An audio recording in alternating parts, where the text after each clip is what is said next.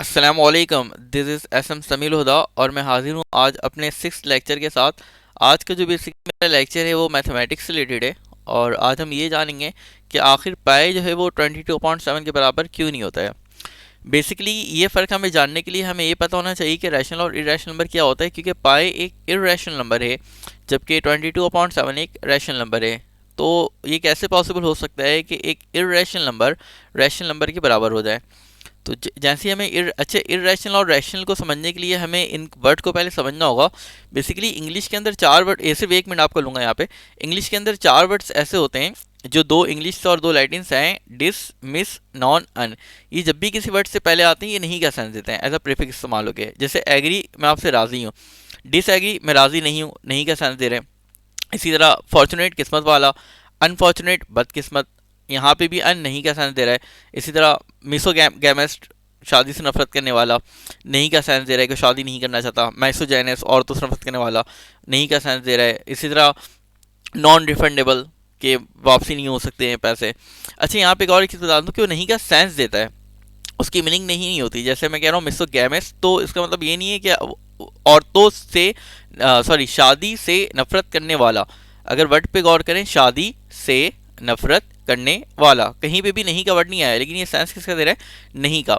इसी तरह मिसोगैनिस्ट, औरतों से नफरत करने वाला, औरतों से नफरत करने वाला, कहीं पे भी नहीं का वर्ड नहीं है, लेकिन सेंस किसका दे रहा है, नहीं का, कि औरतों को लाइक नहीं करता। इसी तरह अनफॉर्चुनेट, बदकिस्मत, नहीं का वर्ड नहीं लिखा है, बदकिस्मत लिखा है, नहीं का वर्ड नहीं लिखा, लेकिन सेंस किसका दे रहा है, नहीं का, कि वो किस्मत वाला नहीं है।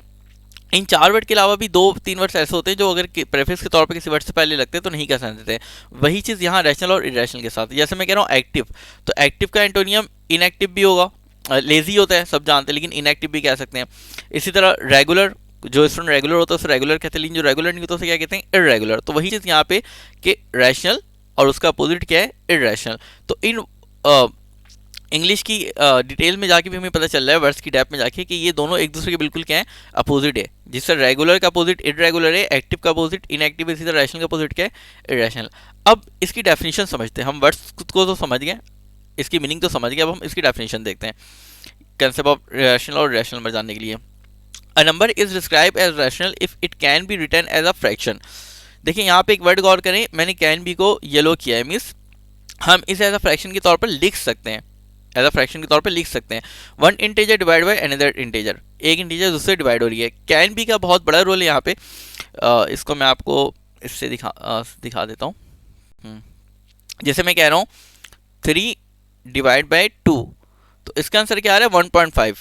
ठीक है, डेसिमल फॉर्म में, लेकिन मैं इसको फ्रैक्शन की फॉर्म में लिख सकता हूँ। देखिए कन्वर्ट टू फ्रैक्शन लिखा हुआ है, ये दोबारा 3/2 हो गया।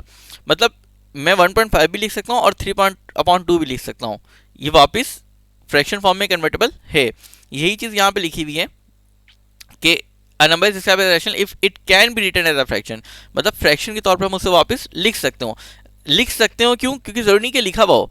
अब देखिए अगर मैं आपको ये दिखाऊं 1.5, तो ये फ्रैक्शन की फॉर्म में नहीं लिखा हुआ है, ये डेसिमल फॉर्म में लिखा हुआ है, लेकिन ये भी एक कौन सा नंबर है, रैशनल। क्योंकि मैं इसको चाहूँ तो लिख सकता हूँ फ्रैक्शन की फॉर्म में, नहीं लिखो तो मेरी मर्जी। तो इसलिए इस वर्ड पे गौर करने की जरूरत नहीं कि कैन बी के लिख सकते हैं, जरूरी नहीं कि लिखा हुआ हो, लेकिन हम उसे कन्वर्ट कर सकते हैं। अच्छा, a number is irrational if it can not be written as a fraction. वो इरेशनल कब होता है, जब हम उसे फ्रैक्शन में कन्वर्ट कर ही नहीं सकते हो, वो इम्पॉसिबल हो। लाइक फ्रैक्शन में कन्वर्ट करना इम्पॉसिबल कब, जैसे मैं कह रहा हूँ पाई की वैल्यू ले लूँ। अब पाई की वैल्यू देखें, फ्रैक्शन का वही हट गया, वो जो न्यूमरेटर डिनोमिनेटर बना हुआ था। इस तरह मैं कह रहा हूँ फॉर एग्जाम्पल √5 ले लूँ।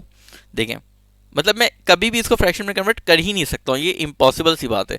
तो इरेशनल कब होगा, जब हम उसको लिख ही नहीं सकते हैं फ्रैक्शन की फॉर्म में। अच्छा, the decimal form of irrational number does not terminate और रिकर।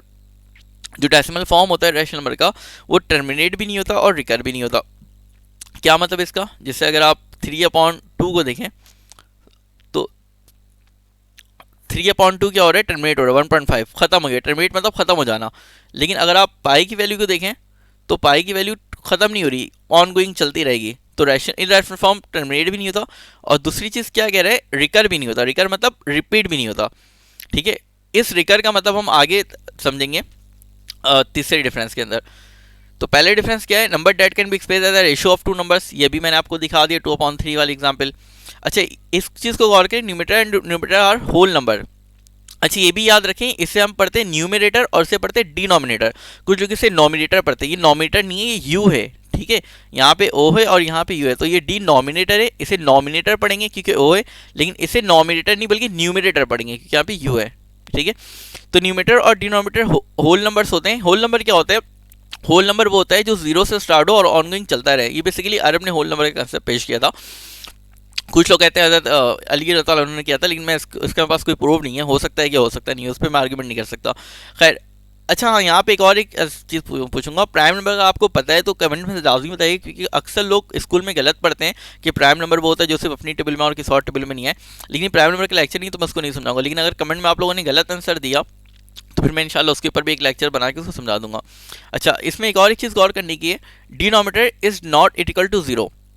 न्यूमरेटर और डिनोमिनेटर क्या होंगे? होल नंबर, मतलब जीरो से न्यूमरेटर में, सॉरी इसका मैं यहाँ दिखा दे रहा हूँ पेन में, जैसे न्यूमरेटर में कोई भी नंबर आ सकता है, 2 और 3, इसी तरह 5, ठीक है, और 7, मतलब कोई भी होल नंबर आ सकता है। लेकिन यहाँ पे एक कंडीशन क्या दी हुई है कि डिनोमिनेटर जीरो नहीं हो सकता। क्यों? अगर यहाँ पे मैं डिनोमिनेटर को जीरो कर दूंगा, जैसे 2 डिवाइड बाई जीरो, अब इसका आंसर जो ना अनडिफाइंड आ जाएगा। ये इसी तरह मैं कह रहा हूँ 3 डिवाइड बाई जीरो, या मैं कह रहा हूँ 5 डिवाइड बाई जीरो, इन सब का आंसर क्या आ जाएगा? अनडिफाइंड। और ऊपर भी जीरो आ जाए और नीचे भी जीरो आ जाए तब तो इंडिटरमिनेट आ जाएगा। अच्छा, ये एक मिस्टेक मैंने बताना भूल गया था इसके अंदर, अपने पुराने लेक्चर के अंदर, जो मैंने x की पावर जीरो वाला दिया था कि x जो है वहाँ पे जीरो नहीं हो सकता, जीरो की पावर जीरो जो है एक इनडिटर्मिनेट केस हो जाएगा। ये चीज़ मैंने बताना भूल गया था। ये लेक्चर अगर आपने नहीं देखा हो तो एंड में आएगा स्क्रीन के, आप उसे क्लिक करके देख सकते हैं। खैर, यहाँ तक क्लियर है, डिनोमिनेटर जीरो नहीं हो सकता वरना वो अनडिफाइन हो जाएगा, और अगर न्यूमरेटर भी जीरो हो गया तो वो इंटरमीडिएट हो जाएगा। इरेशनल के केस में क्या है? Numbers that can not be express as a ratio fraction form of two numbers. अभी मैंने आपको दिखाया कि पाई की वैल्यू को जो है हम दोबारा कन्वर्ट नहीं कर सक रहे थे, कैन नॉट बी एक्सप्रेस, दोबारा फ्रैक्शन फॉर्म में कन्वर्ट वो नहीं हो सक रही थी। ये देखें, पाई की वैल्यू को आप दोबारा फ्रैक्शन फॉर्म में कन्वर्ट नहीं कर सकते, ऑप्शन ही मौजूद नहीं है। ई क्या है? यूलर नंबर, ये भी इरेशनल नंबर में आता है। अच्छा, रैशनल क्या होता है? टर्मिनेटिंग।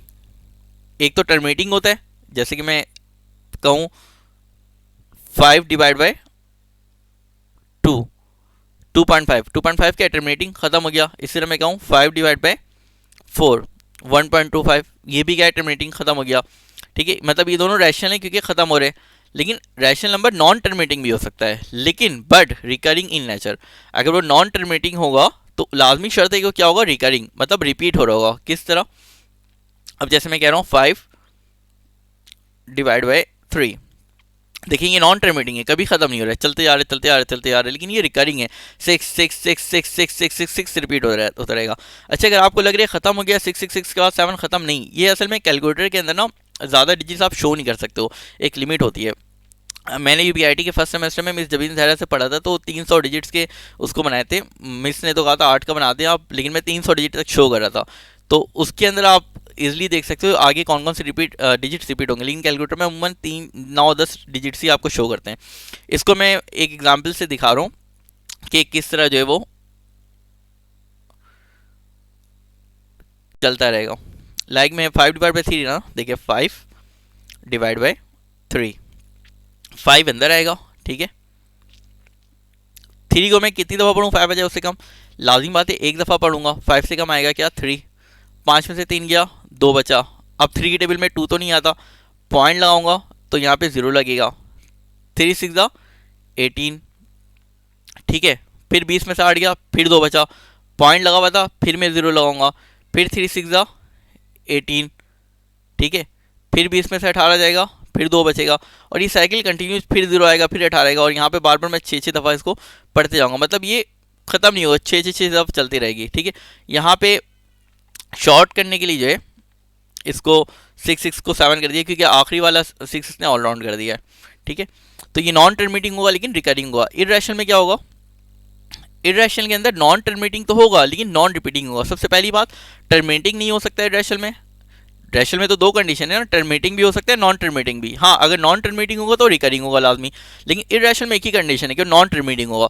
और इस नॉन टर्मिनेटिंग के अंदर भी कौन सी कंडीशन है कि वो नॉन रिपीटिंग भी होना चाहिए, कि वो रिपीट नहीं हो। लाइक मैं अगर दोबारा इसको दिखाऊं, अब देखें पाई की वैल्यू नॉन टर्मिनेटिंग है, कभी खत्म नहीं होगी, लेकिन नॉन रिपीटिंग में 141592654, मतलब कभी भी ये रिपीट नहीं हो रही। इसी तरह मैं अगर कह रहा हूँ √2 1.4142135662, देखिए रिपीट नहीं हो रहा। इसी तरह मैं कह रहा हूँ √3 17320508008, रिपीट नहीं हो रहा। ठीक है, अच्छा बैक टू टॉपिक, यहाँ तक क्लियर है। अच्छा इसके हाँ, एक और चीज़ नोट कर लेंगे, 2-3 डिजिट्स रिपीट हो सकते हैं, कैन बी रिपीटेड। इसका क्या मतलब है, जैसे मैं कह रहा हूँ √5, ठीक है, √5, तो इसका देखें 23606797, लास्ट में 77 रिपीट है इसके अंदर। ठीक है, इसे अगर मैं कह रहा हूँ √6 2.44, देखिए शुरू में 44 रिपीटेड है। ठीक है, इसे मैं कह रहा हूँ √7 2.6457513111, तो देखिए 2-3 डिजिट रिपीट हो सकता है, इससे कोई फर्क नहीं पड़ता, लेकिन अक्सर डिजिट जो है इसके अंदर रिपीट नहीं होता। अब जैसे इसमें था ना कि आप डायरेक्ट 3/2 कर रहे हैं, तो सॉरी मैंने क्या लिया था, 5/3 कर रहे हैं, तो 1.666666, मतलब एक पूरा चेंज चलता है रिपीटेशन का। ऐसा नहीं हो सकता इसके अंदर, इरेशनल के अंदर। इसकी एग्जांपल्स देख लेते हैं। परफेक्ट स्क्वायर जैसे 4 9 16 जो भी हो, ये इसकी रैशनल की एग्जांपल में आता है। 22.7 दिखाया अभी आपको, 3.2 4.2424, देखें यहाँ पे 2424 रिपीट हो रहा है, मतलब दोनों की एक ही डिजिट रिपीट हो। 2424 दो डिजिट पे एक साथ रिपीट हो सकते हैं। और इटरेशन में क्या आ जाएगा, सर्ट्स, जैसे अभी मैंने दिखाया। सर्ट्स किसे कहते हैं, अगर रूट के अंदर नंबर्स लिखे होते हैं ना, तो बेसिकली एक सर्ट्स कहलाते हैं। और इसी तरह पाई, यूलर्स, ये सारे इरेशनल के एग्जांपल्स हैं। तो यही इसी चार्ट में आपको नजर आ रहा है, इसी डिफरेंस के चार्ट में, कि 22.7 रैशनल की लिस्ट में लिखा हुआ है और पाई जो है इरेशनल की लिस्ट में लिखा हुआ है, मतलब दोनों बराबर नहीं है। तो कंक्लूजन इससे क्या निकलता है कि पाई जो है वो 22.7 के बराबर नहीं होता, बल्कि अप्रॉक्सीमेटली इक्वल होता है। Pi is approximately equal to 22.7। क्यों, देखिए पाई की वैल्यू क्या है, 3.1415992654, और 22.7 की वैल्यू क्या आ रही है, 3.1428574143। तो अप्रॉक्स इक्वल है, 141 है और यहाँ पे 142 है। ऑल राउंड भी करेंगे तो 8 इधर जाएगा, 143 होगा, और यहाँ पे 9 इधर जाएगा तो 6 होगा, 6 इधर जाएगा तो ये 2 होगा, तो ये 143 142 आएगा। और ऑल राउंड नहीं भी करें, अभी भी देखें तो 3.141 और 3.142, बस एक का फर्क है। अच्छा, अगर लेक्चर अच्छा लगा हो तो इस चैनल को लाइक ज़रूर कर दीजिएगा, इस लेक्चर को लाइक करके कमेंट कर दीजिएगा, और सब्सक्राइब करके इस घंटी का बटन ज़रूर दबा दीजिएगा, ताकि मेरे नए वीडियोस आपको मौसूल हो सकें। ठीक है, अल्लाह हाफिज़।